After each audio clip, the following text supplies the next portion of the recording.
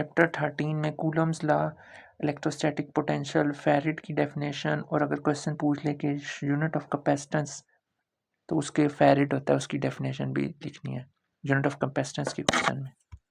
Chapter 18 nuclear ट्रांसमुटेशन, ये question बहुत important है चैप्टर 18 में से, ठीक है। इसकी डेफिनेशन फिर इसमें आगे, इसमें अल्फा डीके, बीटा डीके और गामा डीके, ये तीनों शॉर्ट में अलग अलग भी आ सकती हैं, और न्यूक्लियर ट्रांसमुटेशन का लॉन्ग में आ जाए तो इन तीनों डेफिनेशंस को, इन तीनों टाइप्स को जो डीके की, इनको आपने लिखना है, ठीक है। और इसमें बहुत इंपॉर्टेंट हाफ लाइफ वाला क्वेश्चन है, वो भी प्रिपेयर करना है शॉर्ट में।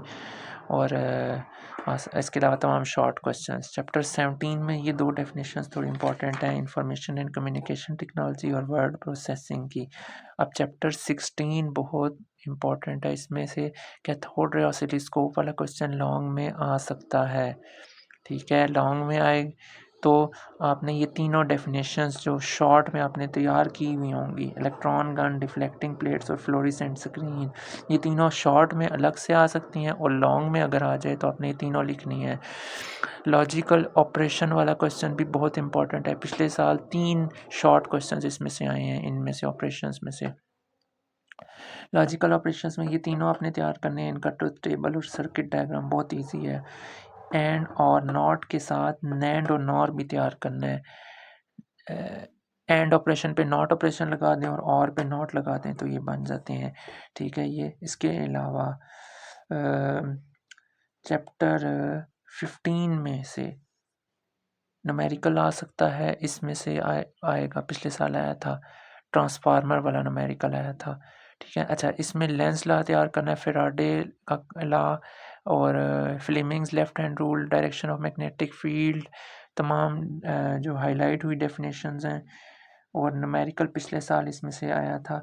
उसके अलावा इसमें स्टेप अप और स्टेप डाउन ट्रांसफार्मर की 2 डेफिनेशंस हैं सिंपल सी, वो भी तैयार करनी है। चैप्टर 14 में से भी, हर चैप्टर में से आपने हाईलाइट हुई डेफिनेशंस, और एक और लॉन्ग के लिए इम्पोर्टेंट क्वेश्चन है, रजिस्टर्स में ना पैरेलल कम्बिनेशन ऑफ रजिस्टर्स और सीरीज कम्बिनेशन ऑफ रजिस्टर्स, ये पैरेलल और सीरीज वाले 4 क्वेश्चंस हैं, ठीक है। 2 ये हैं और कैपेसिटर में भी हैं, पैरेलल कम्बिनेशन ऑफ कैपेसिटर और सीरीज कैपेसिटर, ये 4 में से एक लॉन्ग आ सकता है।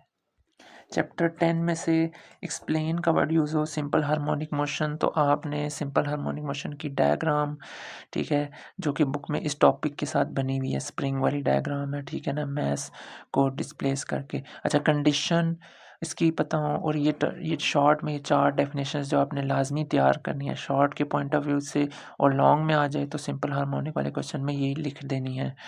वेव वाला क्वेश्चन भी आ सकता है, एक्सप्लेन वेव लिखा आ जाए लॉन्ग में तो आपने जो शॉर्ट डेफिनेशंस तैयार की हुई होंगी लाजमी करनी है। मैकेनिकल वेव्स की डेफिनेशन, इलेक्ट्रोमैग्नेटिक। अब मैकेनिकल की आगे से टाइप्स होती हैं, ट्रांसवर्स, लॉन्गिट्यूडनल, ठीक है। लॉन्गिट्यूडनल में होती हैं कंप्रेशन, रेयरफेक्शन और वेवलेंथ, ये 3 इसमें आगे से शॉर्ट डेफिनेशंस हैं। ये सब तैयार की हों तो इन सब को आपने, अगर एक्सप्लेन वेव आ जाए तो लिख देना है। ये कंप्रेशन, रेयरफेक्शन और वेवलेंथ की डेफिनेशंस हैं।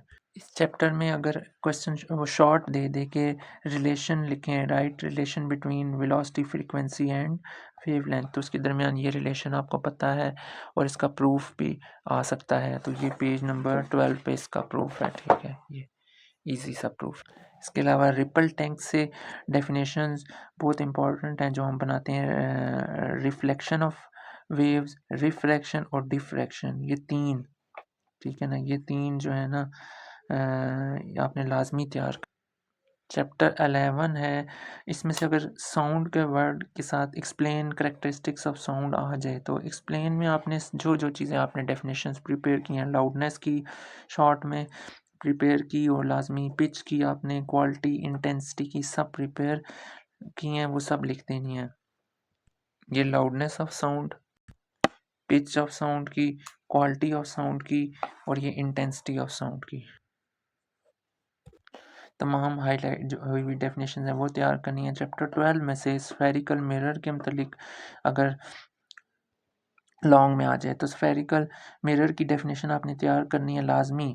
इसमें जो और इम्पोर्टेंट है, स्फेरिकल मिरर की 2 टाइप्स होती हैं, concave mirror, convex mirror. Concave को कन्वर्जिंग कन्वेक्स को डाइवर्जिंग भी कहते हैं, ठीक है। इसके अलावा स्फेरिकल मिरर का pole, principal axis, radius of curvature, centre of curvature, ये सब डेफिनेशंस लाजमी तैयार करनी है। ये पेज नंबर आपका 42 पे स्फेरिकल मिरर है, उर्दू वाली बुक है, तो इंग्लिश में भी देख लीजिएगा। कन्वेक्स मिरर, कनकेव मिरर और ये पोल और ये बाकी डेफिनेशन।